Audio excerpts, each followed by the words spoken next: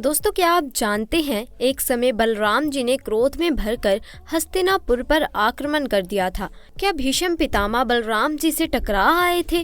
क्या किया था कर्ण और दुर्योधन ने? क्यों बलराम जी ने चढ़ाई की थी हस्तिनापुर पर?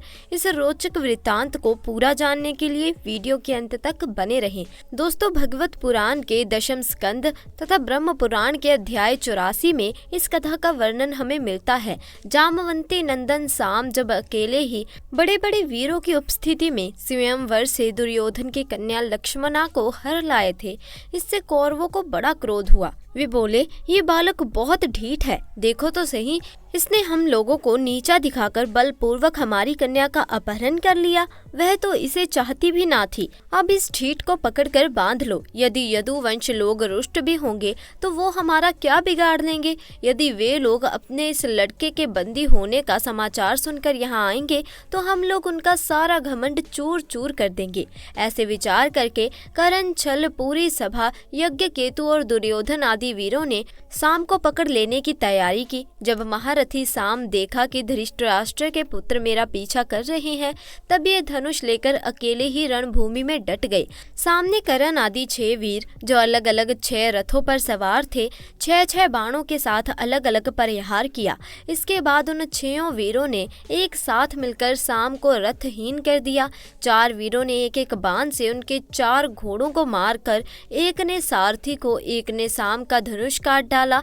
इस प्रकार कौरवों ने युद्ध में बड़ी कठिनाई और कष्ट से साम को रथहीन करके बांध दिया। इसके बाद वे उन्हें तथा अपनी कन्या लक्ष्मणा को लेकर हस्तिनापुर लौट गए। नारद जी से ये समाचार सुनकर यदुवंशियों को बड़ा क्रोध आया। वे महाराज उग्रसेन की आज्ञा से कौरवों पर चढ़ाई करने की तैयारी करने लगे। बलराम जी ने कुरुवंशी और यदुवंशियों की लड़ाई झगड़े को ठीक ना समझा और क्रोधित यदुवंशियों को शांत कर स्वयं रथ पर सवार होकर हस्तिनापुर गए। उनके साथ कुछ ब्राह्मण और यदुवंशी के बड़े बूढ़े भी गए। हस्तिनापुर पहुंचकर बलराम जी नगर के बाहर एक उपवन में ठहर गए। बलराम जी का आगमन सुनकर पौधों की प्रसन्नता की सीमा न रही और बलराम जी के पास पहुंचकर उनका सत्कार किया। तदंतर उन लोगों ने परस्पर एक दूसरे का कुशल मंगल पूछा और वहां बलराम जी ने कहा कि महाराज, उग्रसेन ने तुम लोगों को एक आज्ञा दी है, उसे तुम लोग सावधानी से सुनो और उसका पालन करो। उग्रसेन जी ने कहा है कि हम जानते हैं कि तुम लोगों ने एक साथ मिलकर अधर्म से अकेले शाम को हरा दिया और बंदी बना लिया है। ये सब हम इसीलिए सह लेते हैं कि हम संबंधियों में परस्पर फूट ना पड़े, एकता बनी रहे। अतः अब झगड़ा मत बढ़ाओ, शाम को उसकी नववधू के साथ हमारे पास भेज दो। ये सुनकर कुरुवंशी क्रोध से तिलमिला उठे। फिर कहने लगे, सचमुच काल की छाल को कोई टाल नहीं सकता। तभी तो आज पैरों की जूती उस सर पर चढ़ना चाहती है जो श्रेष्ठ मुकुट से सुशोभित है। इन यदुवंशियों के साथ किसी प्रकार हम लोगों ने विवाह संबंध कर दिया। ये हमारे साथ सोने, बैठने और एक पंक्ति में खाने लगे। हम लोगों ने ही इन्हें राज सिंहासन देकर राजा बनाया और अपने बराबर बना लिया। जैसे सांप को दूध पिलाना पिलाने वाले के लिए ही घातक है, वैसे ही हमारे दिए हुए राज्यों को लेकर यदुवंशी हमारे ही विपरीत हो रहे हैं। ये निर्लज होकर हम पर ही हक चलाना चाहते हैं। भीषण आदि के बल और धन संपत्ति के घमंड में चूर किए गए कुरुवंशी बलराम जी को इस प्रकार दुर्वचन कहकर हस्तिनापुर लौट गए। कौरवों की दूसरी अशिष्टता देख बलराम जी क्रोध से तमतमा उठे। तभी वे जोर से हंसकर कहने लगे, सच है, जिन दुष्टों को अपनी कुशलता, बलपूर्वक और धन का घमंड हो जाता है, वे शांति नहीं चाहते। उनको दमन करने के रास्ते पर लाने का उपाय समझाना बुझाना नहीं है, बल्कि दंड देना है। और आप देखो तो सही, सारे यदुवंशी और श्री कृष्ण भी क्रोध से भरकर लड़ाई करने के लिए तैयार हो रहे हैं। मैं ही उन्हें समझा कर सुलह करने के लिए यहाँ आया हूँ, फिर भी ये मूर्ख ऐसी दुष्टता कर रहे हैं। इन्हें शांति प्यारी नहीं, प्रलय प्यारा है। क्या खूब हम लोग जूती हैं और ये कुरुवंशी स्वयं सर हैं। ये लोग ऐश्वर्य से उन्माद, घमंडी कौरव पागल से हो रहे हैं। उनकी एक एक बात कुटुता से भरी और बेसिर पैर की है। आज इन्हें दंड देकर इनके होश ठिकाने लगाऊंगा। आज मैं सारी पृथ्वी को कौरवहीन कर डालूंगा। आज से उग्रसेन ही समस्त राजाओं के ही राजा बनकर रहेंगे।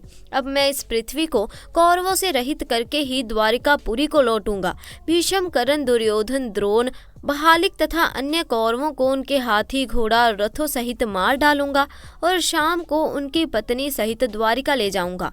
ऐसा कहकर बलराम जी क्रोध से भर गए। वे अपना हल लेकर खड़े हो गए।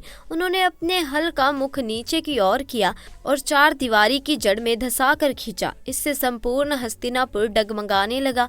बलराम जी हस्तिनापुर को उखाड़कर उसे डुबाने के लिए बड़े क्रोध से गंगा जी की ओर खींचने लगे। जब कौरवों ने देखा कि हमारा नगर तो गंगा जी में गिर रहा है, तब वे घबरा उठे। भीष्म दुर्योधन सहित समस्त कौरव व्याकुलचित होकर हाहाकार करने लगे। फिर उन लोगों ने लक्ष्मणा के साथ शाम को आगे किया और अपने प्राणों की रक्षा के लिए बलराम जी की शरण में गए और कहने लगे, प्रभु हम लोग तो मुड़ हो रहे हैं, हमारी बुद्धि बिगड़ गई है, इसीलिए आप हम लोगों के अपराध को क्षमा कर दीजिए। आप जगत की स्थिति, उत्पत्ति और प्रलय के एकमात्र कारण हैं और स्वयं निराधार स्थिर हैं। तब सबके सब कुरुवंशी इस प्रकार भगवान बलराम जी की शरण में आए और उनकी स्तुति प्रार्थना की। तब वे प्रसन्न हो गए और डलो मत ऐसा कहकर उन्हें अभय वरदान दिया। दुर्योधन अपनी पुत्री लक्ष्मणा से बड़ा प्रेम करता था, इसीलिए उसने बहुत साथ में दहेज भी दिया। बलराम जी ने ये सब दहेज स्वीकार किया और नव दंपति लक्ष्मणा तथा शाम के साथ कौरवों का अभिनंदन स्वीकार करके द्वारिका की यात्रा की। उन्होंने यदुवंशियों की भरी सभा में अपना वो सारा चरित्र कह सुनाया जो हस्तिनापुर में उन्होंने कौरवों के साथ किया था। सुखदेव जी परीक्षित को इस वृतांत को सुनते ही कहते हैं कि हस्तिनापुर आज भी दक्षिण की ओर से ऊंचा और गंगा जी की ओर से कुछ झुका हुआ है और इस प्रकार वो बलराम जी के पराक्रम की सूचना दे रहा है। साथ ही दोस्तों, क्या आज भी है यदुवंश या भगवान श्री कृष्ण के साथ खत्म हो गया था पूरा वंश? आइए आपको बताते हैं। दोस्तों, इस युद्ध में कौरवों के समस्त कुल का नाश हुआ। इसके अलावा 5 पांडवों को छोड़कर 5 कुल के अधिकांश लोग मारे गए। लेकिन इस युद्ध के कारण कुछ ऐसी घटनाएं भी हुई जो अविश्वसनीय हैं। वो है भगवान श्री कृष्ण के पूरे वंश के साथ नाश। मान्यता है कि इस वंश का नाश का कारण था एक श्राप जो एक माँ द्वारा दिया गया था। दरअसल महाभारत के युद्ध में कौरव वंश का नाश हो गया था। युद्ध समाप्त होने के बाद युधिष्ठिर को राज तिलक किया गया, लेकिन कौरवों की माता गंधारी ने महाभारत युद्ध के लिए कृष्ण को दोषी मानते रहे। बेटे की मृत्यु से दुखी होकर गांधारी ने श्राप दिया कि जिस प्रकार कौरवों के वंश का नाश हुआ, ठीक उसी प्रकार यदुवंश का भी नाश हो जाएगा। गंधारी के श्राप के कारण विनाश काल आने के कारण भगवान श्री कृष्ण यदुवंशियों को लेकर प्रयास क्षेत्र में आ गए। इस दौरान यदुवंशी अपने साथ अन्न भंडार भी लेकर आए थे। तब कृष्ण ने सभी अन्न भंडार ब्राह्मणों को दान में दे दिए और मृत्यु का इंतजार करने का आदेश दे दिया। कुछ दिनों बाद सभी यदुवंशी आपस में महाभारत युद्ध की चर्चा कर रहे थे। इसी दौरान सात्यकी और कृतवर्मा में किसी बात को लेकर विवाद हो गया। विवाद इतना बढ़ गया कि सात्यकी ने गुस्से में आकर कृतवर्मा का सिर काट दिया। इस घटना के बाद यदुवंशी समूहों में विभाजित हो गए और एक दूसरे का संहार करने लगे। इस लड़ाई में भगवान श्री कृष्ण के पुत्र प्रद्युम्न और मित्र सात्यकी समेत सभी यदुवंशी मारे गए। धन्यवाद।